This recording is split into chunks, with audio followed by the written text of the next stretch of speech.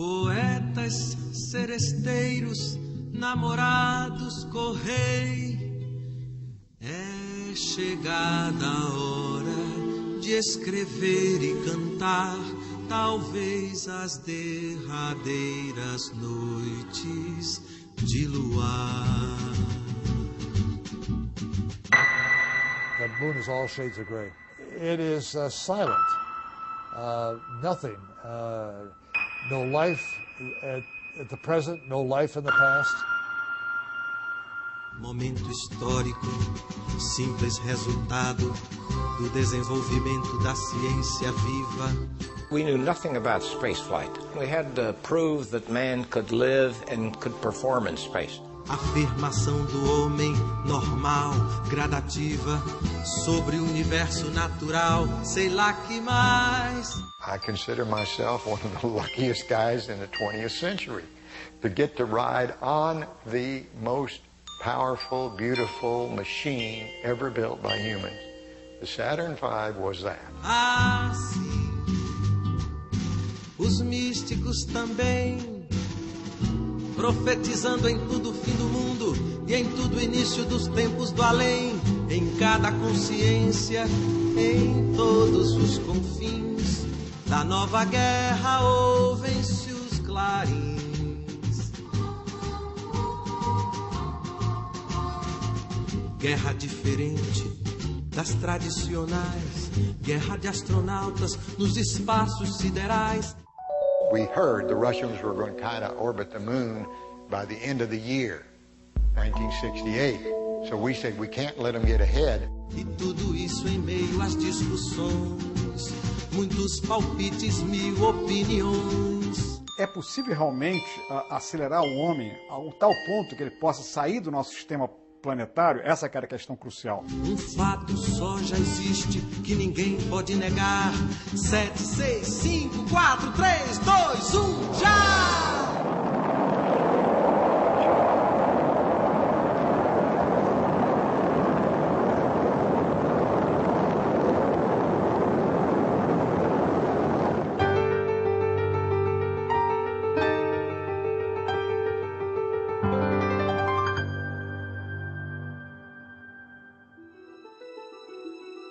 Há 40 anos atrás, quase 1 bilhão de seres humanos viram, ao mesmo tempo, algo que nunca havia acontecido na história. Algo que esteve nos sonhos, nos desejos das pessoas durante milênios e sempre pareceu impossível. Mas de repente estava sendo testemunhado em praticamente todos os cantos do planeta.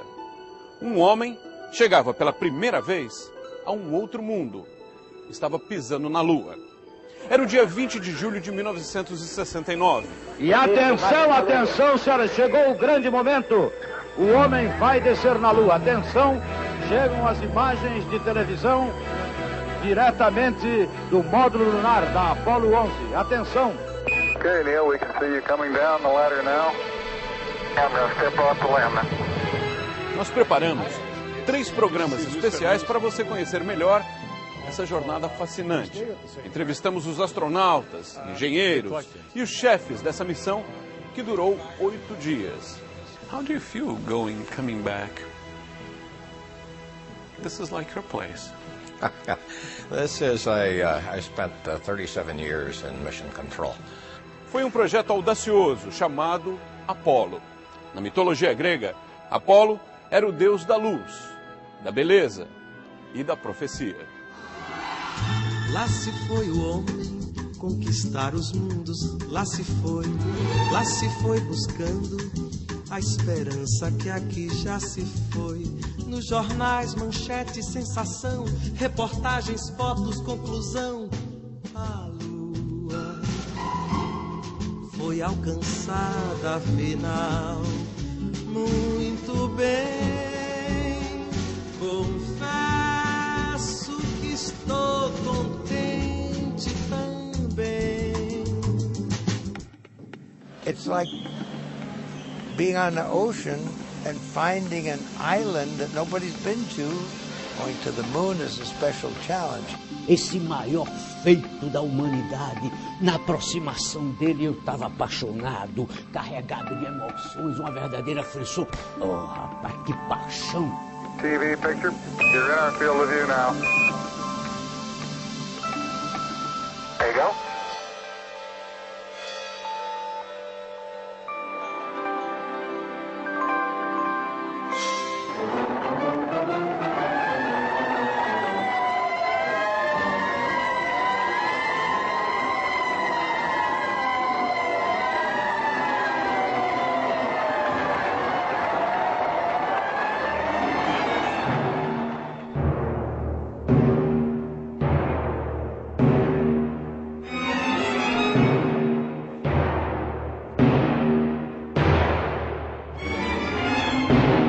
We went to the moon in 1969 to beat the Russians. It's obvious that the Cold War was a great incentive to go to the moon, because I think if you look at the first flight, the Apollo 11 flight, or the Apollo 8, even the Apollo 8, the Apollo 11 flight, and even the Apollo 10 flight landing on or going on the moon, up through Apollo 11, that was really done for political reasons.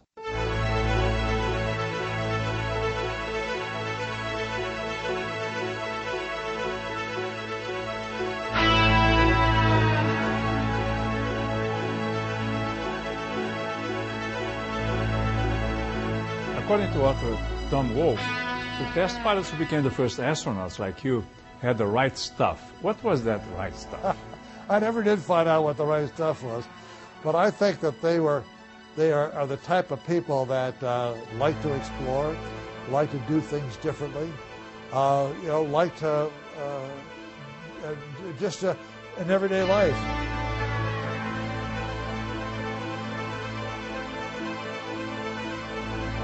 The right stuff, or we became pilots because we wanted to fly higher and faster and more complicated machines. That's what we wanted to do. So here comes the space program that goes much higher, more complicated, faster, more difficult. That appealed to us. We don't know what we're going to find, but it's exciting. It's something new. It's something different.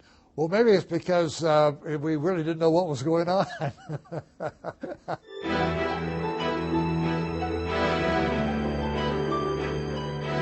Then they said, look, you're going to the moon if you want, but you've got to become an explorer. So we're going to teach you geology. Well, nobody wanted to go become a geologist. I mean, we wanted to be pilots. Well, it was good because that's what the moon, if you're going to explore the moon, flying gets you there, the skills we love, but once you get there, scientists want you to talk their language. They want you to pick up the right rock, not just a rock and bring it home. You've got to pick it up, the right ones. You've got to document them so that when it gets home, it's useful for them to understand the birth of the moon, how it relates to the birth of the earth, all these things that we didn't ever think about. We were concerned with the Soviet Union's capabilities with the launch vehicles to be able to do what they did, in the late 1958s of putting a dog and then an astronaut into Earth orbit. That was very disturbing.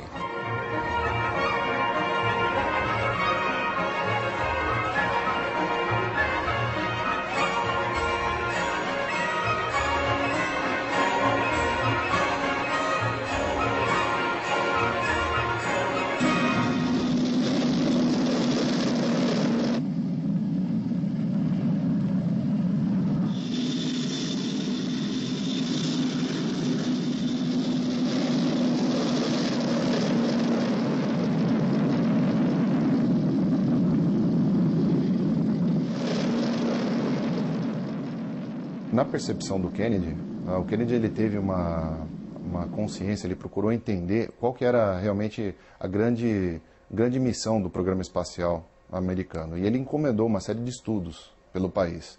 O principal era de um grupo do MIT, chefiado por uma pessoa chamada Jerome Wiesner, e que dava uma recomendação para o Kennedy não entrar nas viagens tripuladas.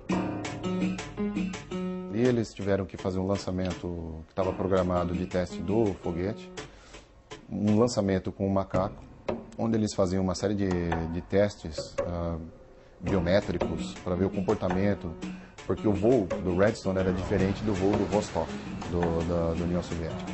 As acelerações que o voo do Redstone oferecia eram muito maiores. Então eles queriam ter certeza daqueles efeitos num primata, para ver se aquilo realmente poderia ser feito depois por um homem.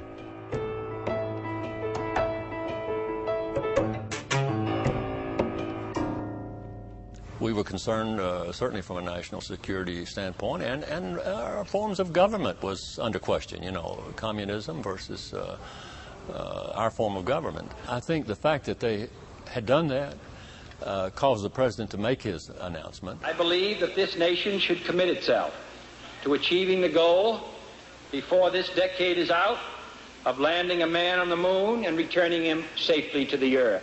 Quando os russos lançaram o primeiro astronauta no espaço, houve um ambiente terrível dentro dos Estados Unidos, porque a impressão que se tinha é que a Rússia efetivamente tinha ganho a Guerra Fria.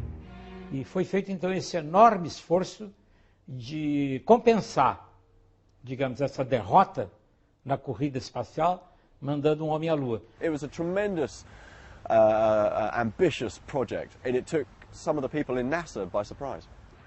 Okay, stand by for final status check. When President Kennedy made that challenge, and when you heard it, what did you think?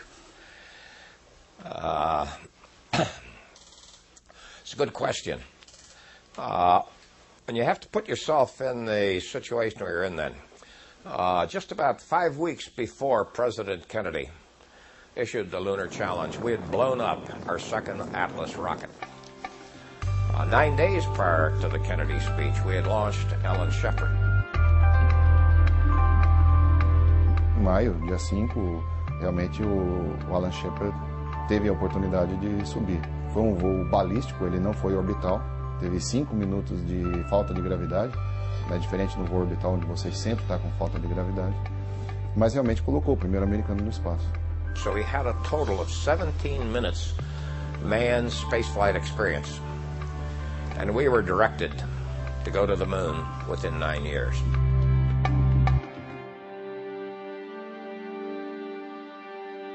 O investimento planejado em 1961 era de 20 bilhões de dólares. Com o projeto Apollo foi exatamente isso que foi gasto, 19 bilhões e alguma coisa.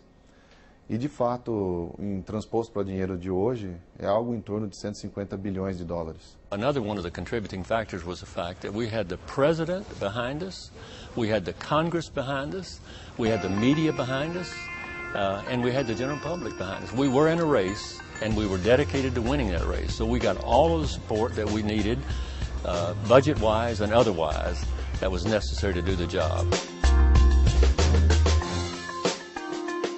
I think that astronauts had a heroic kind of status, and I think that for America, the idea that these guys were doing this kind of work, we were getting into space, that few other countries were doing it, and that America was planning to go further than the Russians. I think that America loved that.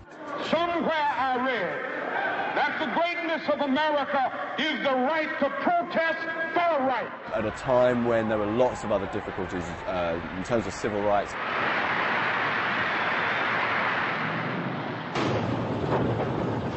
The Tet Offensive in Vietnam in early 1968 put America on the back foot in a difficult war that was starting to become militarily more of a challenge than they might have expected. I think that in the midst of these difficulties at home and abroad, the space program was there that no other country was coming close to. Muitos dos nossos colegas que se preocupavam com problemas espaciais, e os russos sobretudo, achavam que não havia nenhuma razão científica para mandar um homem à Lua. Tudo que a gente queria saber sobre a Lua podia ser obtido através de aparelhos. Tanto que até hoje os russos não mandaram nenhum homem à Lua, o que eles poderiam ter feito facilmente, porque os foguetes deles, em particular, sempre foram mais poderosos do que os foguetes americanos. What happened to the German rocket engineers from Second World War that went to work with the Russians? Because the Russians had better rockets than you guys did. Well, they had bigger. They had bigger rockets than we did. They weren't better. Yuri Gagarin in orbit. Yeah, but they were Sputnik just bigger. Before that. They were bigger, and the reason they were bigger was that They were building rockets to carry weapons into, ballistic missiles. Our nuclear technology was much better, nuclear weapons technology, much better than the Soviets during that domain. Michael Collins, a member of the Apollo 11 crew, in 1967 he was talking to some cosmonauts, Russian cosmonauts, and realized that they were involved in helicopter training. And astronauts only involved in helicopter training when you need to fly something that hovers and flies slowly down to the surface.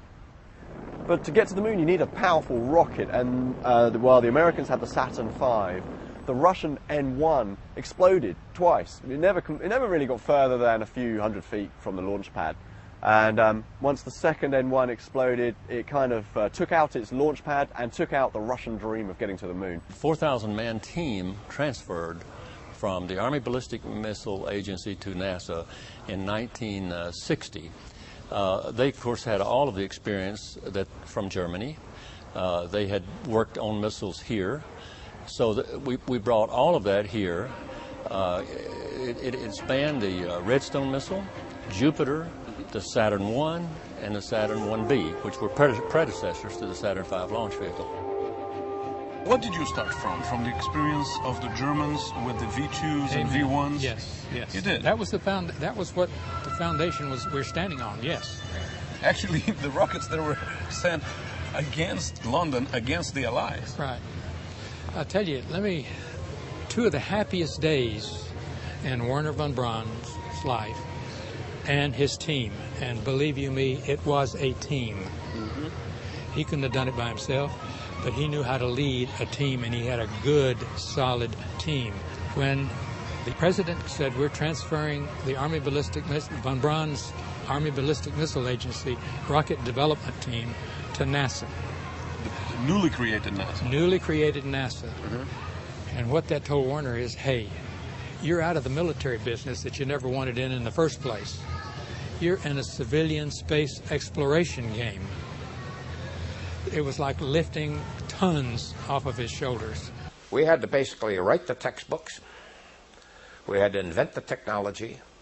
We had to build the teams. We had to demonstrate those capabilities needed to go to the moon.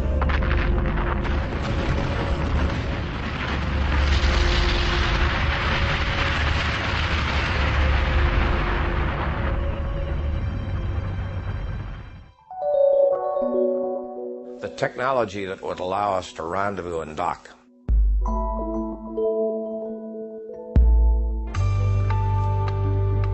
We had to learn to spacewalk.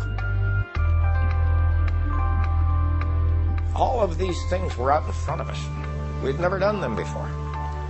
And this was an incredible challenge. At first we thought it was foolhardy. That was impossible. Marvelous enterprise to enter into. And for a young kid, I was 27 years old at that time.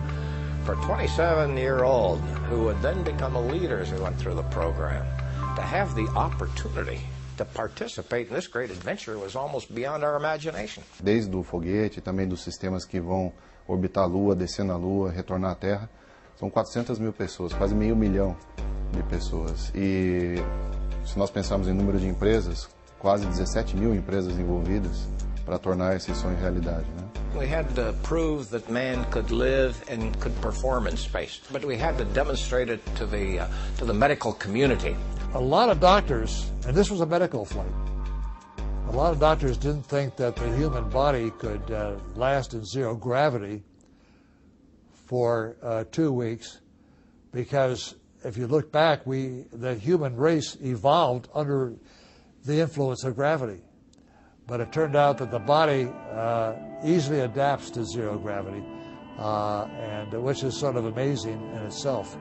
And so we could last 2 weeks. And now, of course, people have been up over a year. As we moved into the Gemini program, we found that the people who had moved into Mercury were technical dinosaurs. The most difficult challenges that we had to face was coming to grips with computers and software.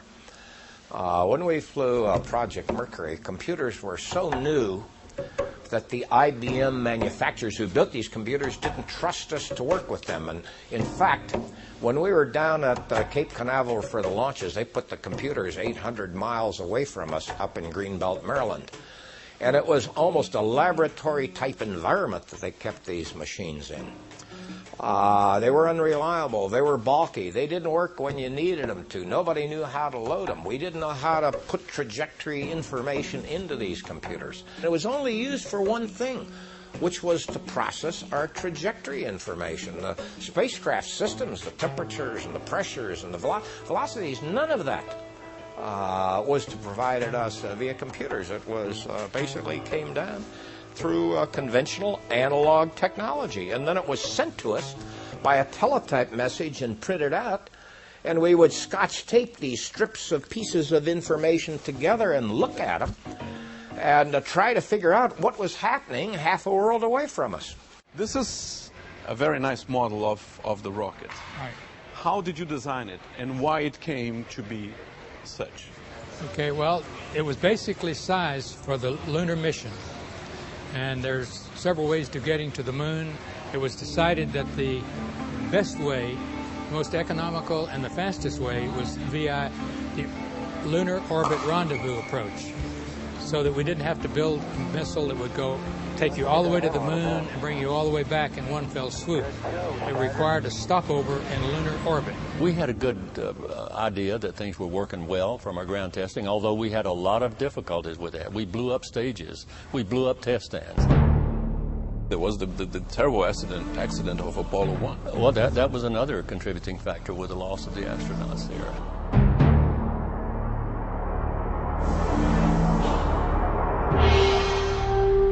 We understood the risk, and we saw the risk. The key thing was that we believed we were invincible. Frankly, we were pressing, basically pressing the boundaries of our knowledge and our experience.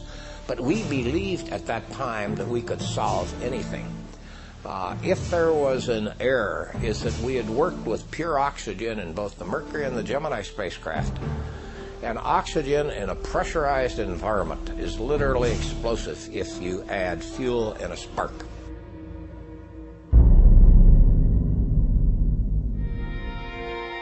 For 3 days, I pondered what I was going to tell my team. And I said, I don't know what the investigation team will find as the cause of this problem, but I know what was the cause. We were the cause. We were not ready. We were not good enough. We did not look at the systems carefully enough.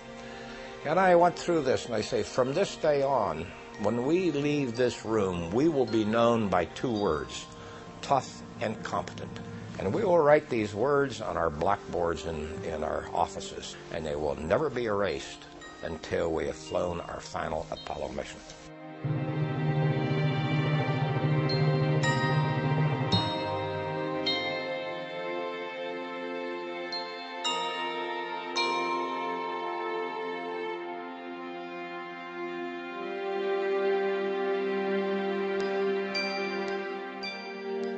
We knew that was a high-risk time, so we were alert, ready to do our jobs. We hoped that the people that built the rocket engine had done their job. We hoped that the people that built the tanks had done their job. We counted on 400,000 other people. I never cried during the mission. It's only after the mission is all over. You know, only by yourself? Only by myself. Well, I'm sort of embarrassed, and I pretend I'm not, etc. Apollo 8 Houston, 1 minute to LOS, all systems go. But the magic moment for me was Apollo 8, when the crew came around and their final revolution prior to leaving the moon, and then coming back to Earth when they read the book of Genesis. That was when I cried. In the beginning, God created the heaven and the earth. And the earth was without form and void, and darkness was upon the face of the deep. And the Spirit of God moved upon the face of the waters. And God said, let there be light. And there was light. And of course, you and your colleagues took the first pictures of Earth rising behind the moon. Yes, and I'll have to admit that it was Bill Anders who took that picture. We had an argument for about 25 years on who took the picture, but we kind of figured it probably was Bill. I think that one photograph brought home to everybody just what the three of us had thought of when we first saw the Earth.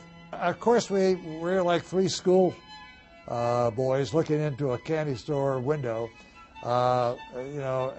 We forgot the flight plan. We just saw those ancient old craters slowly go by us as we looked at the rather awesome view of nothing but craters and gray.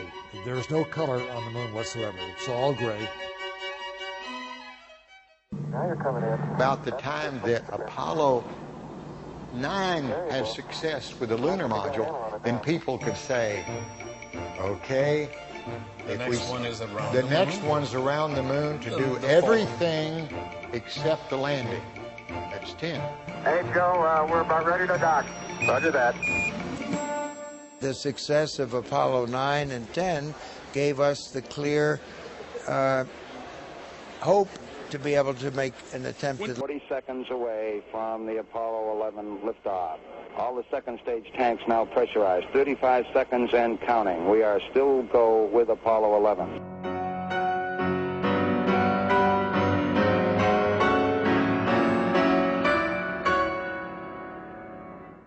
No dia 16 de julho de 1969, no Cabo Canaveral, na Flórida, o Saturno V começou a viagem mais famosa da história moderna.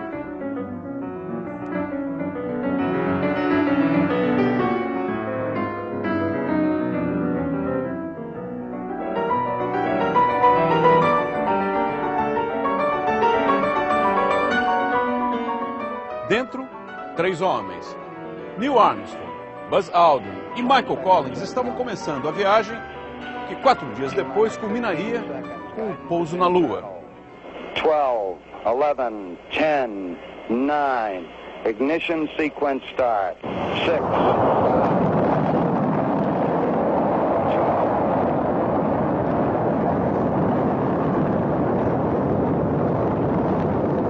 Nós podíamos voar imaginativamente, nós ao longo dos séculos fizemos isso várias vezes, mas fisicamente ir até a Lua ficamos extremamente, eu não diria espantados, mas entusiasmados.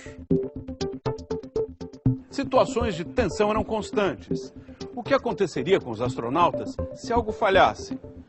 O retorno, depois do pouso na Lua, foi aparentemente fácil, mas o risco era tão grande que a notícia da morte deles chegou a ser escrita, caso fosse necessário ser lida pelo então presidente dos Estados Unidos, Richard Nixon.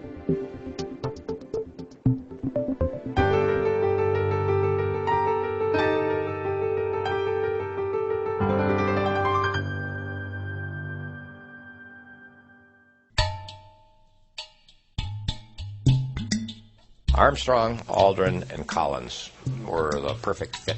In the training exercises, Armstrong always struck me as a great listener.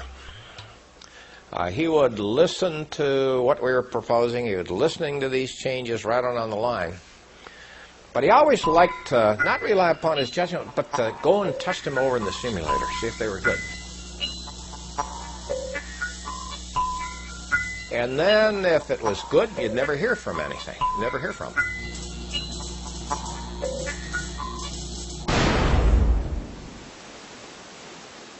If it wasn't good, he would basically use Charlie Duke as basically Charlie'd come in and say, well, we've been looking at this in simulation, we want to make these changes, etc. Buzz was more the extrovert. He was the more of fire. more of the gregarious, outgoing, etc. We had worked with Buzz in several missions earlier. We had worked with all of these crewmen earlier, but Buzz was the one who was more outspoken.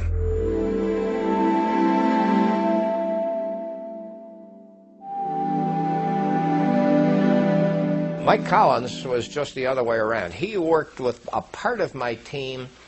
And when we were actually getting ready to go down the surface of the moon, part of my team went and worked exclusively with Mike Collins and the rest of my team, myself and my flight dynamics team and my lunar module guys. Basically, we focused on the spacecraft we were getting ready to take down to the moon. When they told you for the first time in Houston, Apollo 11 will go to the moon and you will be there, what did you feel? January of 1969. Just 6 months before? Yeah. Well, I told my wife I would just as soon be on a later landing flight because we would be able to do more interesting things. That was one thought. The other thought is the first landing, if it's successful, my life will never be the same.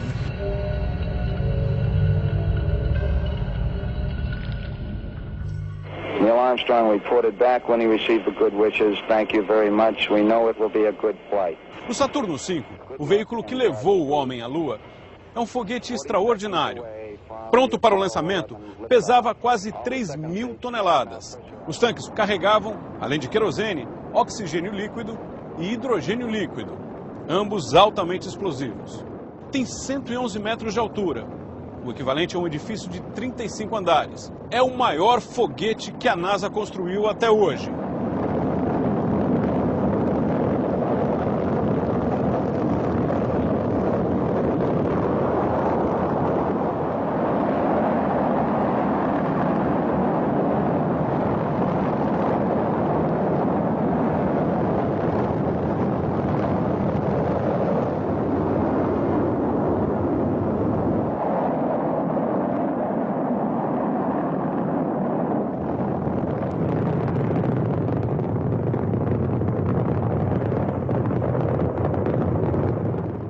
This is the command module. This is the command module. This is the service module. The service module. Which is the one with a big rocket engine and tanks and power systems and everything in here. And then housed in here is the lunar excursion module, which is the two-stage. It goes from the lunar orbit to the surface of the moon, and then part of it comes back to the lunar orbit. It has 5 engines, each one with... Right at the back. Yeah, at the back. It has 5 engines that each have 1.5 million pounds of thrust. Now, looking at it, it just looks very cool. But what do you need to have 5 engines? Because you have to lift over 250,000 pounds into orbit so that you can escape to go to the moon. And why not one huge engine? Well, to build one huge engine would be very long, very time-consuming, and cost an awful lot of money. And More than 5? More than 5 of those, by all massive means. Ones, massive but 5 of them. Yes. See, we were in a race, if you recall. President Kennedy says, let's go to the moon. Before the end of the decade. And get back before the end of the decade. Right. So we didn't have time to develop a big engine.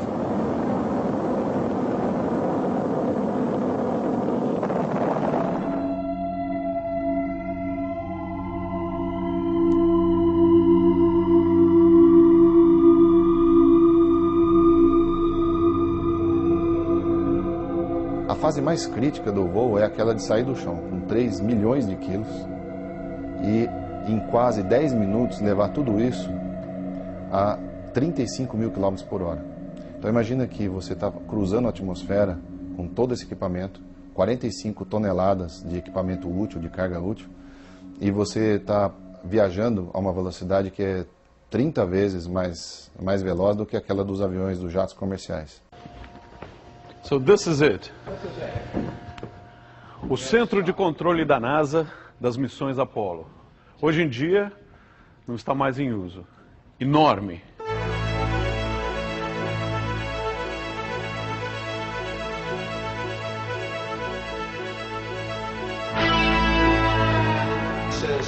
This is Flight Director's Console.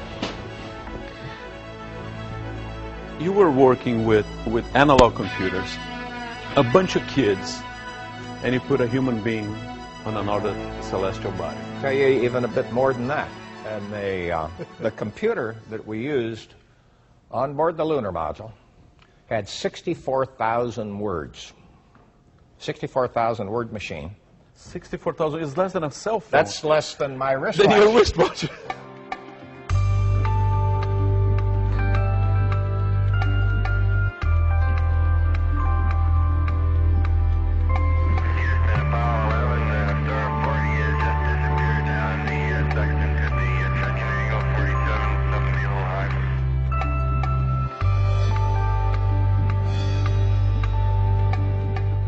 podiam cozinhar ali, né? Eles tinham que ter algo semi-preparado. Então eles hidratavam algumas comidas pré-preparadas para que elas ficassem pastosas e eles pudessem ingerir, mais ou menos como se fosse um tubo de pasta de dente que você espreme e ingere o alimento. Tem vários desses alimentos parentais que se usam hoje em hospitais que surgiram no programa Apollo. I'm the first human to eat Italian food on the moon. They're going to put that on my gravestone someday. But anyway, that's what I wanted to eat as my first meal. And I worried that Neil and Buzz would eat spaghetti because there's only about 75 items. Here's the spaghetti and meat sauce right there. Hello, Apollo 11. Houston, we'd like you to press on to star 44, over. Yeah, right. Tell me where. 11, Houston, we copy. 2 good marks, over. Yeah, okay.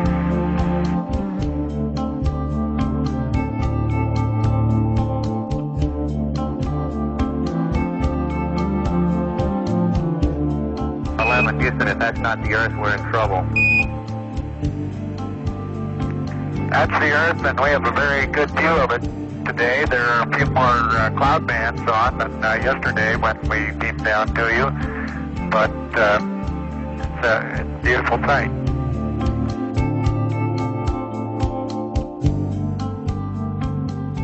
These were our TVs, black and white. Black and white.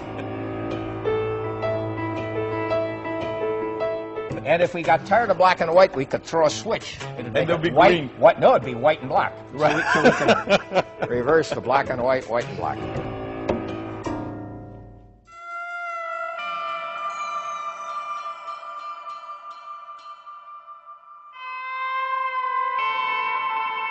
Depois que a espaçonave já está em órbita e vão viajar até a Lua, ali tudo é muito diferente. Você não tem atmosfera, você vai ligar o motor uma vez, por alguns minutos, aí você vai viajar até a Lua praticamente por 4 dias sem ter que acionar nenhum motor. And then there's a major decision after orbiting the Earth for about 2 hours, an orbit and a half, and that's to depart the Earth. A major decision, going to the moon. 0, 0, 0. And then if everything's okay, we successfully enter. Now, things are still okay, we can separate. Perigee plus 0, 0, 0, 85. 0, 0, 764. 0, 3, 0. 0, 0, 0.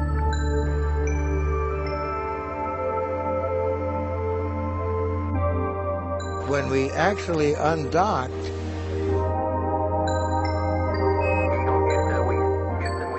we said we became Eagle and Columbia.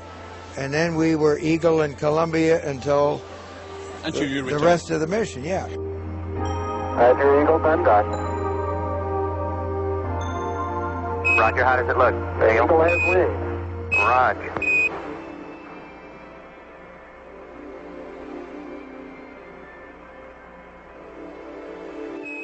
Then we had a navigational problem that occurred when we undocked the spacecraft. It was like a champagne cork. It pushed the spacecrafts apart, and it moved the spacecraft much further down track from where we expected, where we should have started our landing, but now we're downstream. And Neil Armstrong said, we're going to be a little long. Yeah, they're going to be a little long.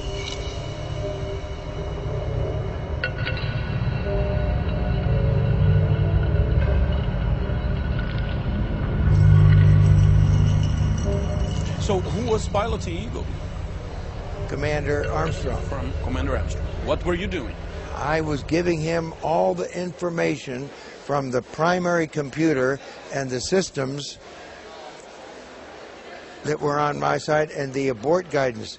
So it enabled him to look out the window to maneuver relative to Columbia and then be in the right attitude for the maneuvers to get into a lower orbit and then be in the right orbit to approach the powered descent to land on the moon. I gave the go to start the descent. Okay, all flight controllers, go, no, go for landing. Retro. Go. Fido. Go. Guidance. Go. Control. Go. Telcom. Go. GNC. Go. Econ. Go. Surgeon. Go. Capcom, we're go for landing. Altitude 4200. Houston, you're go for landing, over.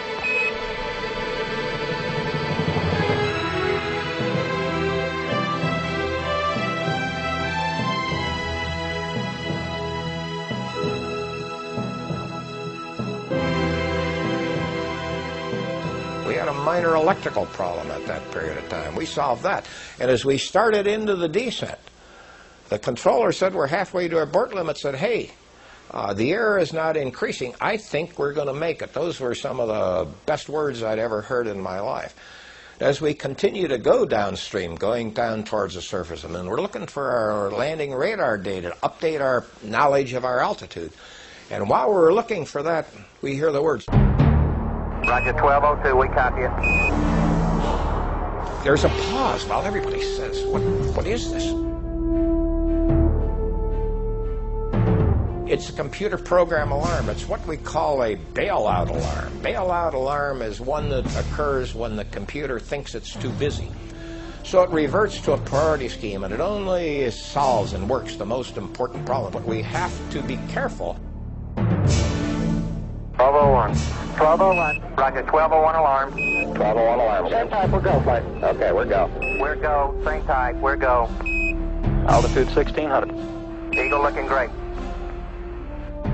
When we heard the program alarms, it was amazing because I had gone through the same program alarms in a training exercise about 1 week prior to launch.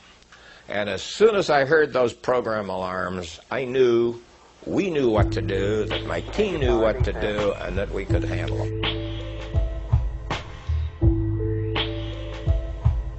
And we continue working the problem. We now get close to the surface. And when we get to the bottom of the fuel tank, it's sort of like driving a car with your gas gauge reading just about empty. We get to a point in the tank where we can't measure it anymore.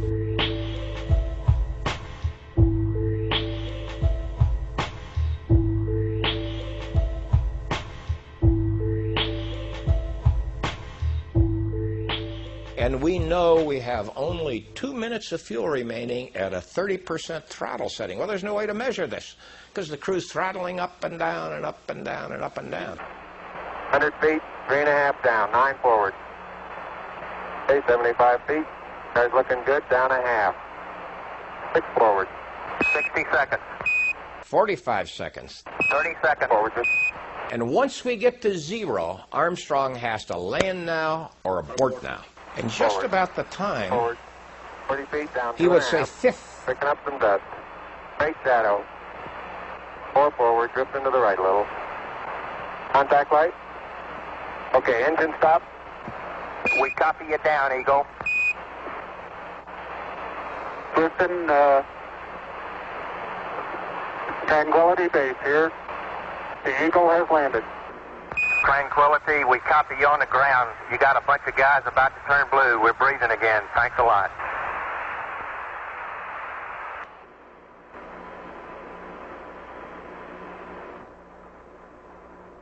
Okay, Neil, we can see you coming down the ladder now. Assim, meus amigos, a televisão mostrou cenas do primeiro homem descendo na Lua. Está mostrando estas cenas ao vivo. The LEM footbeds are only depressed in the surface about 1 or 2 inches, although the surface appears to be very, very fine-grained as you get close to it. It's almost like a powder. Ground mass is very fine. I'm going to step off the LEM. That's one small step for man. One giant leap for mankind. Oh, that looks beautiful from here, Neil. Are you getting a TV picture now, Houston? Neil, yes, we are getting a TV picture. You're in our field of view now. Fazer uma transmissão ao vivo da Lua até a Terra e em tempo real você controlar a nave lá na superfície da Lua, receber essas imagens e ter toda essa logística mundial, porque a Terra gira. E você, enquanto está conversando com a Lua, você tem que acionar outras estações de recepção de rádio e comunicação nesse network global. Foi a primeira vez que o network global realmente foi utilizado, né? It's like much of the high desert of the United States. It's different, but it's very pretty out here. After minutes that Neil Armstrong is on the moon, it's your turn. Yes. If we had a ladder here, I'd be glad to tell you what I was thinking about, and it's coming out the door, going down the ladder, not making a mistake, and I get down to the bottom of the ladder, and I jump down, and what we're supposed to do is jump back up and see if you can easily, it's pretty long, it's a long jump, and I underestimated the gravity, and I missed, and had to do it again. So now I'm at the bottom of the ladder, and my confidence is shaking because I just made a mistake. I just didn't do what I thought I should have been able to do. You know, that's a little thing, but it takes your confidence away. There, you got it. That's a good step. Yeah. About a 3-footer. And now you're awed by what I used words to describe. You're awed by magnificent desolation. Sort of opposite. Magnificent desolation. Beautiful view. Isn't that something? Magnificent sight out here. Magnificent desolation. Powder is very, very fine powder, isn't it? Isn't it fine? Columbia, this is Houston, AOS, over. Houston, Columbia, on the high gate, over. Roger, the EVA is progressing beautifully. They're setting up the flag now. Houston está informando a Collins que se encontra em órbita lunar do que está acontecendo na superfície da Lua. É um momento realmente empolgante para o companheiro que ficou a 114 quilômetros de distância. I guess you're about the only person around that doesn't have TV coverage of the scene. That's all right, I don't mind a bit.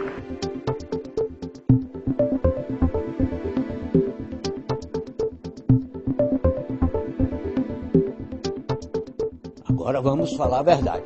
Lá em Irará até hoje não se tem certeza absoluta disso. Ioiô Martins, fazendeiro, que assina qualquer promissória com fio de bigode, disse: lá na minha fazenda eu vejo a lua com absoluta clareza. Lá não saltou ninguém, não voou ninguém, não pulou ninguém, não passou ninguém, nem americano, nem russo, nem chinês, nem coisa nenhuma. Why would NASA fake going to the moon 6 times?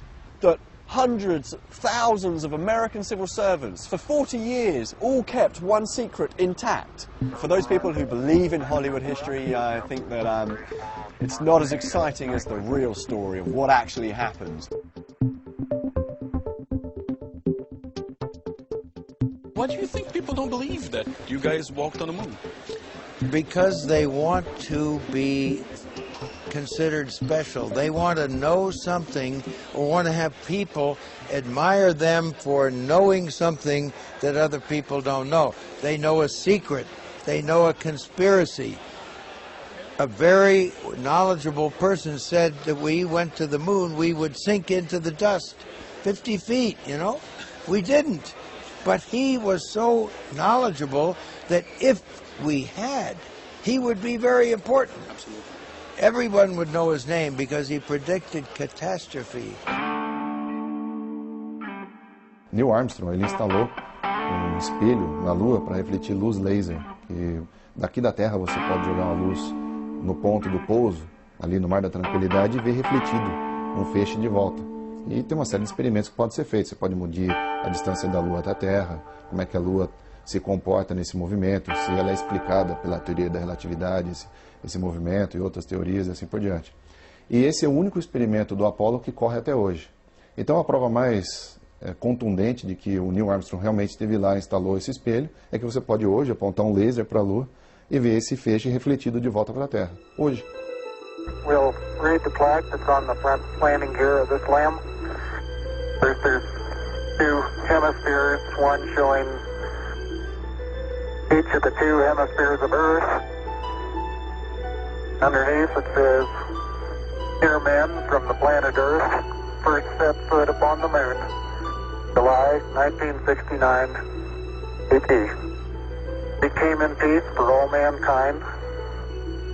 It has the crew members' signatures and the signature of the President of the United States.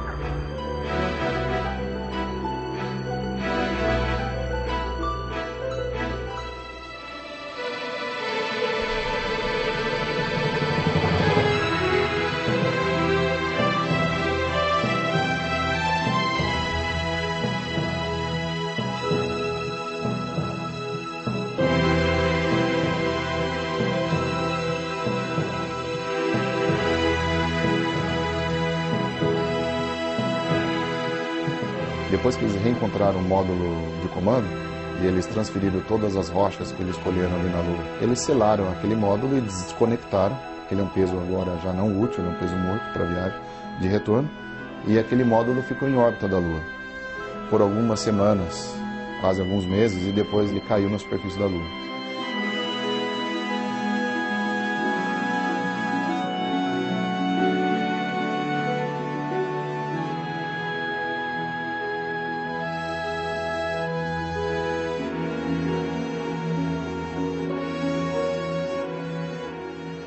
Este é o módulo Columbia. Fica dentro de um plástico protetor aqui no Museu Aeroespacial em Washington. É a única parte da espaçonave Apollo 11 que voltou à Terra. Tem pouco mais de 3 metros de altura, um diâmetro de 4 metros e 6 toneladas de peso. Não é muito maior do que um Fusca, mas é feita de um material capaz de resistir a altíssimas temperaturas. Ela virou uma bola de fogo na volta para a Terra, mas os astronautas ficaram protegidos.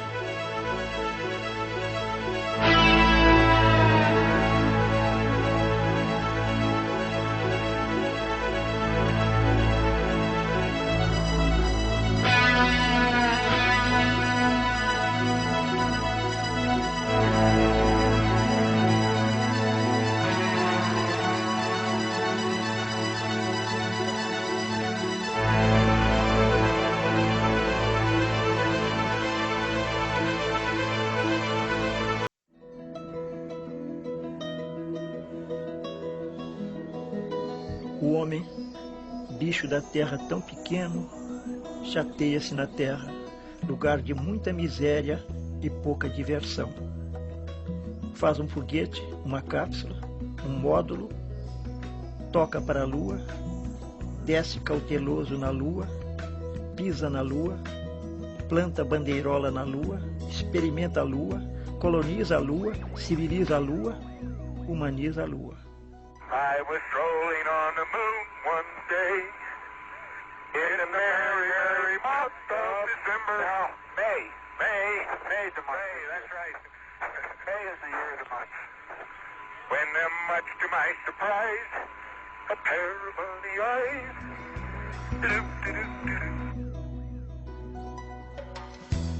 Lua humanizada, tão igual à Terra. O homem chateia-se na Lua. Vamos para Marte, ordena suas máquinas.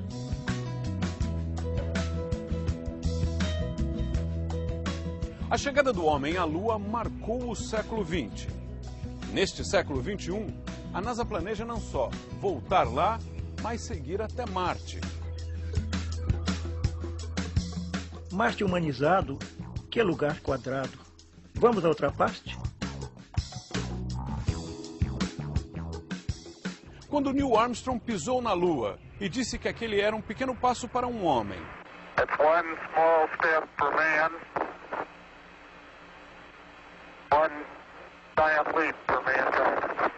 Nós não imaginávamos o que isso iria significar. Hoje, é fácil entender como a indústria que possibilitou a conquista espacial entrou na nossa vida. Os computadores, que eram do tamanho de casas, tiveram que ser redesenhados para caber nas naves apertadas. Agora, cabem no nosso bolso. Para que os astronautas pudessem falar com o controle da missão na Terra, foi desenvolvido um sistema capaz de funcionar em tempo real, como a nossa comunicação de hoje, via satélite. E foi essa comunicação que ajudou a salvar as vidas dos 3 astronautas da famosa missão Apollo 13. Just about ready to close out our inspection of Aquarius and get back for a pleasant evening at Odyssey. Good night.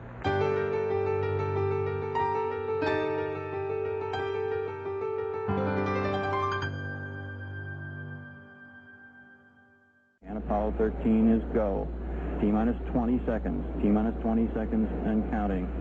17, guidance release. 15, 14, 13, 12, 11, 10, 9, 8. Ignition sequence has started. 6, 5, 4, 3, 2, 1, 0. We have commit and we have liftoff at 2:13. The Saturn V building up to 7.6 million pounds of thrust, and it has cleared the tower.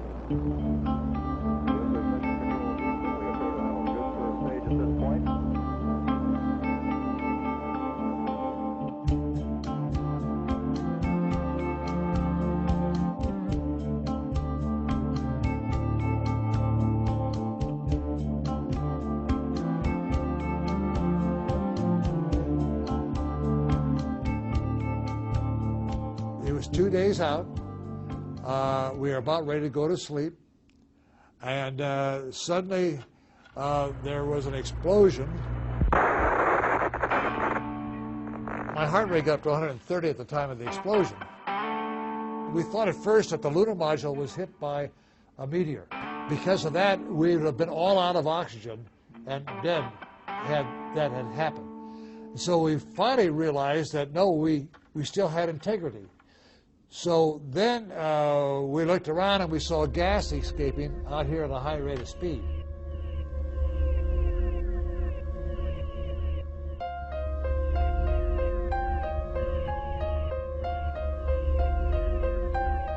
You were in the main module, right? Yeah, we were already connected together. This is after we left the Earth and were on our way to the moon.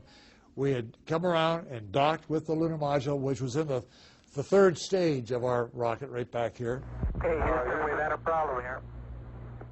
The famous phrase, Houston, we have a problem. Who said that? That phrase was originally initiated by Jack Swigert. He said, hey, Houston, we have a problem here. Jack Lausma, who was the capsule communicator, didn't quite understand the communication. And so he came back and said, say again, please. And then I said, Houston, we have a problem. We have a main B bus undervolt. Can say again, please. Houston, we've had a problem. Main B bus undervolt. Roger, main B undervolt. Stand by at 13, we're looking at it. Houston, we have a problem. Were you at control? I was at control. Tell me about those words coming in. At the when Jim Lovell called down from the spacecraft, hey, Houston, we've got a problem. At that moment, all I had were my teams in mission control.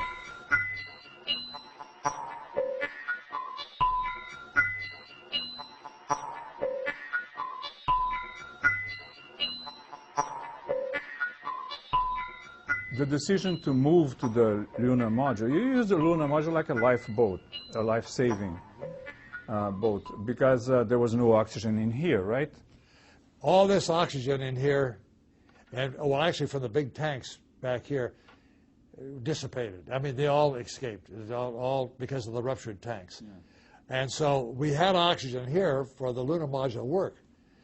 But you have to remember when this explosion occurred, we were some 90 hours from Earth because we had to go around the moon to get back to the Earth. We were some 200,000 miles out from the Earth. And this lunar module was only designed to last 45 hours. At the time of the explosion, the spacecraft was in what we call the lunar sphere of influence. This is the point where we're crossing from the Earth's gravity to the moon's gravity. And for a short period of time of about 4 hours, you have two options to come home. One comes around the front side of the moon and could get back in about a day and a half. To do this, we have to use the big engine, all of our propellant, and jettison the lunar module. The other one goes completely around the moon, takes between 4 and 5 days to get back home. The toughest decision was this first one. Which way are we coming home?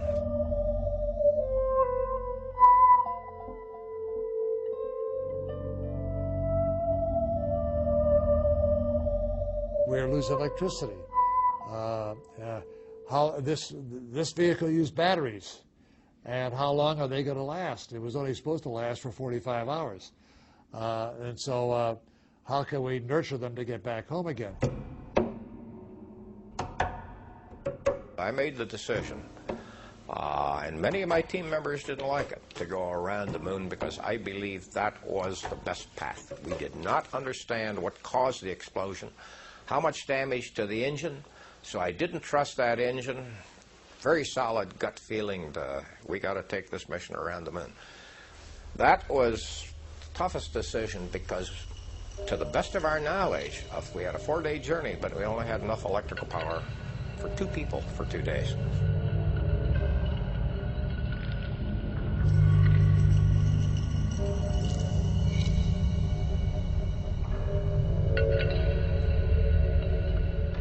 And so we had to figure out some way to make this lunar module last for 90 hours with 3 people, when the lunar module was also only designed to support 2 people.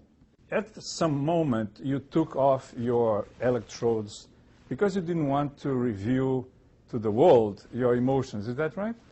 Yes. The excuse was we were trying to save electricity. But in reality, it used such little electricity. We didn't want to say how excited we were or how scared we were. But, you know, we wanted to get down and just to worry about how we should get back home.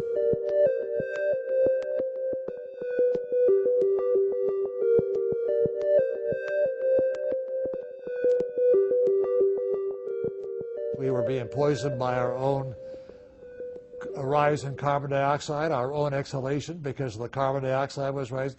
We had to figure out how to overcome that and get rid of that using canisters from the dead command module that did not fit into the lunar module system. It was square and the holes were round. And the holes were round here. It was a big engineering problem, which they didn't realize until it was too late.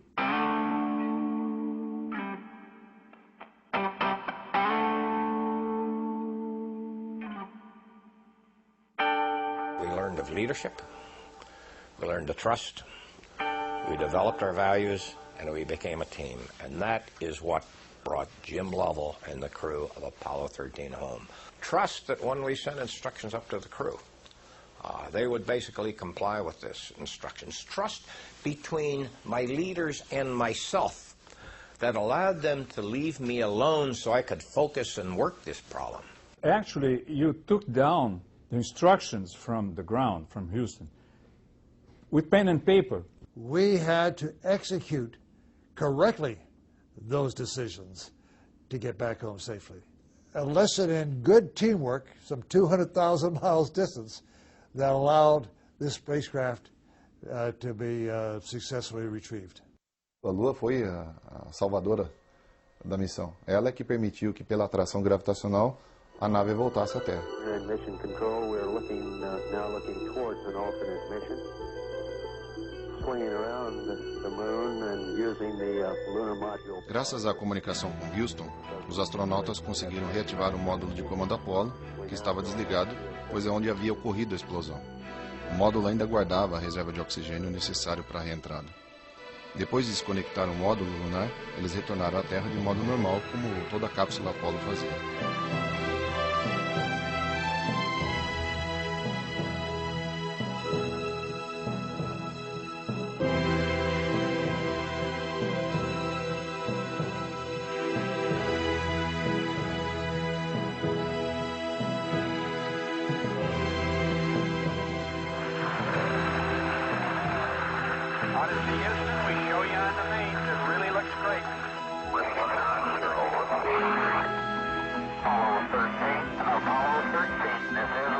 My demise could have been back in, 1970.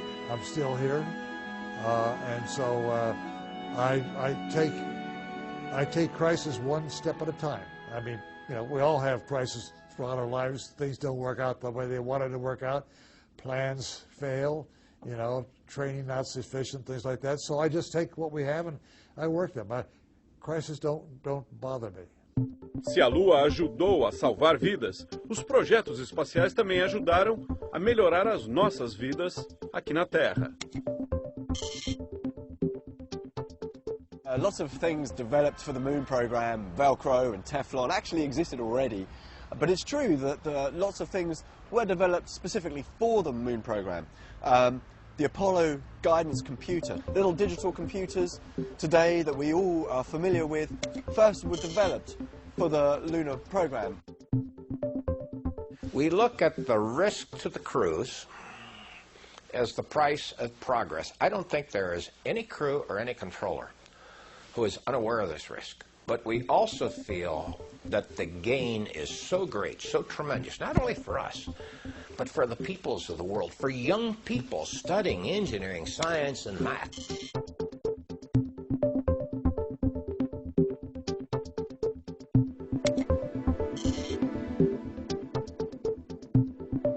Também é possível mencionar a telemedicina, né? Você estava monitorando os astronautas o tempo todo durante a descida, né? Dava para saber qual que era o ritmo da batida do coração do Neil Armstrong enquanto ele estava descendo na pata da águia para dar o primeiro passo na Lua, né? E realmente o coração dele estava disparado.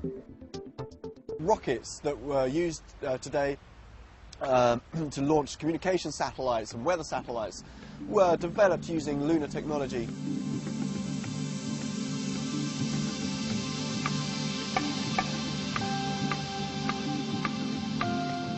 O fato de homens, colegas nossos, cientistas do programa espacial americano, terem ido à Lua, terem fotografado a Terra à distância, ela fez mais pela ciência do que dezenas, centenas de cientistas nos últimos 20 séculos que tentaram nos explicar e explicar para os outros como é que era constituído o universo.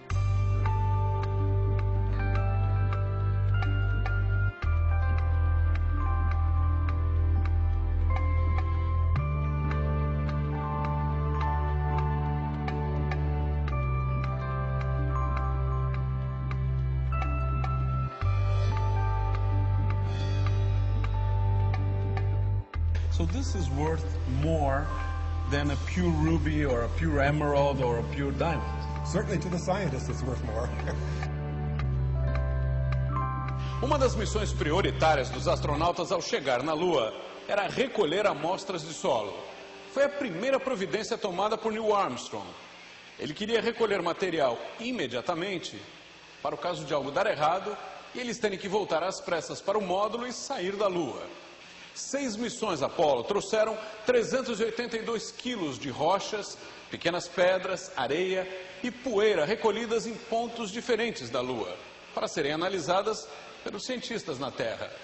Elas ficam aqui, no laboratório da Lua, o Lunar Lab da NASA, guardadas como um tesouro.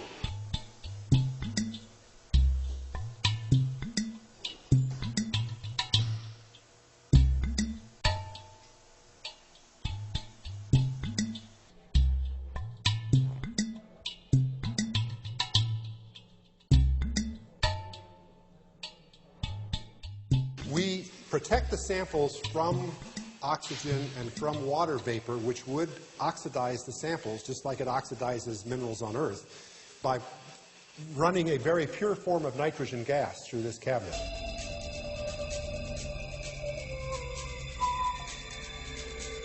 The moon was formed, we think now, the best idea is that a large body, probably the size of Mars, hit the Earth before the moon was formed.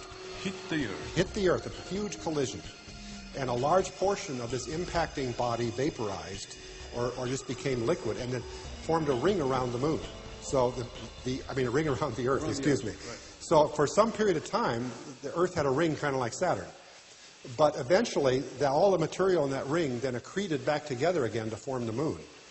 And that material came from the outer portion of the Earth. So the moon is Earth's scraps? It is. It really is, in a way, yes. It's the scraps from that huge collision got together to form the moon.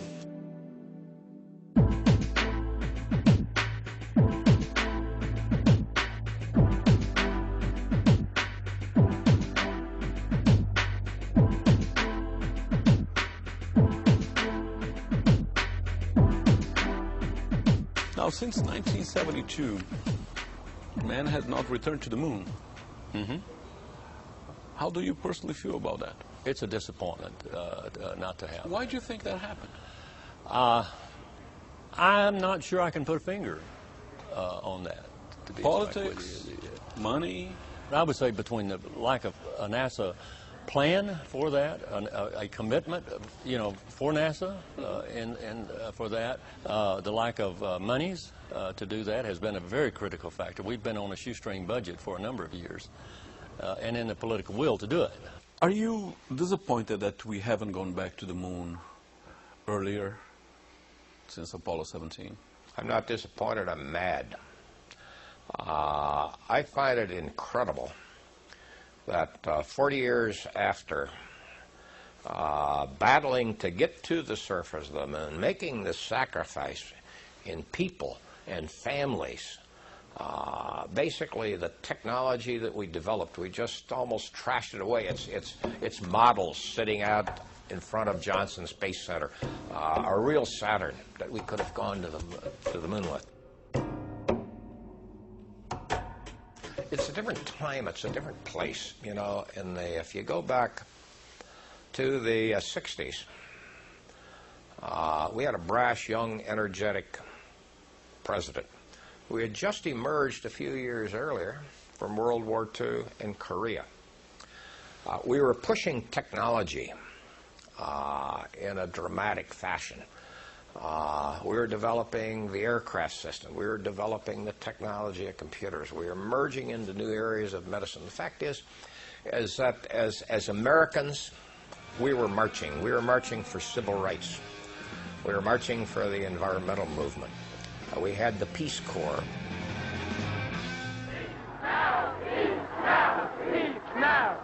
We had space. We had all of these things. I believe that today we have become a nation of spectators. We would rather watch the game rather than be in the game.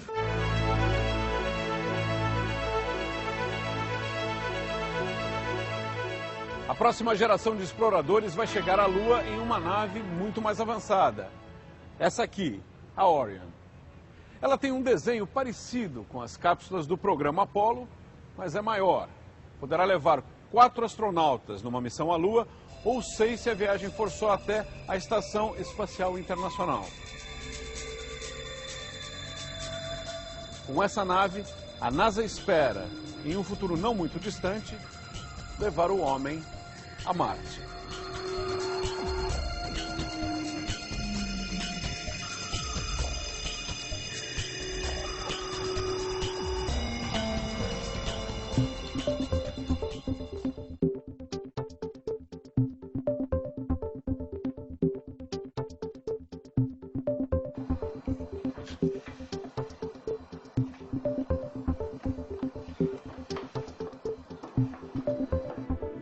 When is this vehicle going to take new astronauts to the moon? Well, the plan right now is to launch this vehicle in 2015. Its first primary mission is to go 6 years' time. 6 years roughly, or less, a little less, to take this vehicle up to the space station. So that's its first mission, is to get up to the space station, be able to transfer crew, maybe a little bit of cargo, they may take a little bit, but primarily to transfer crew. So that would be 2015. The lunar goal would be a little bit further down the road past that. We will launch on the Ares 1 rocket with this Orion capsule on top.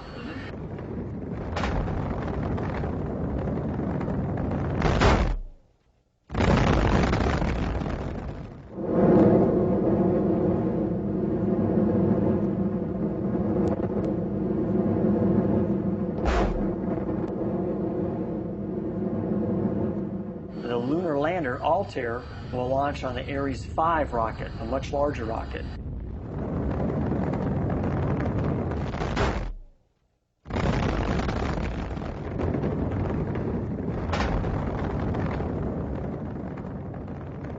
Both will be in Earth orbit, and they'll rendezvous and dock.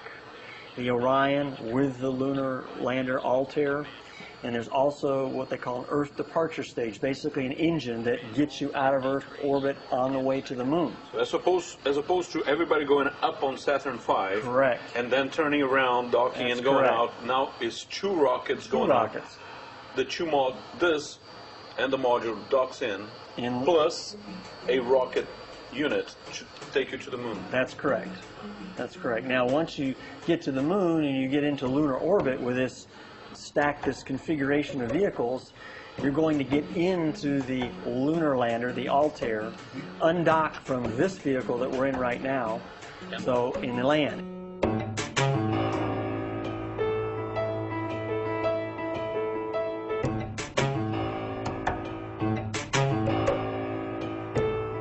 Is it 2020 the schedule you're looking at?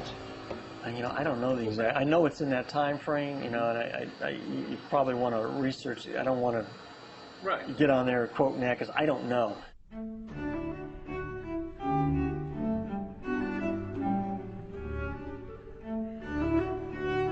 The feelings and the knowledge about the Earth and our part of it didn't really strike home until around the moon, when we could actually see the Earth in its entirety and realized how small and fragile this planet is.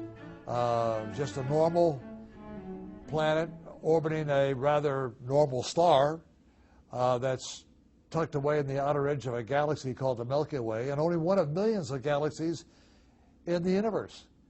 And that gave us an idea that the resources here are limited, and that there must be around 5 or 6 billion astronauts, I call them, all the people here, all striving for the same things out of life.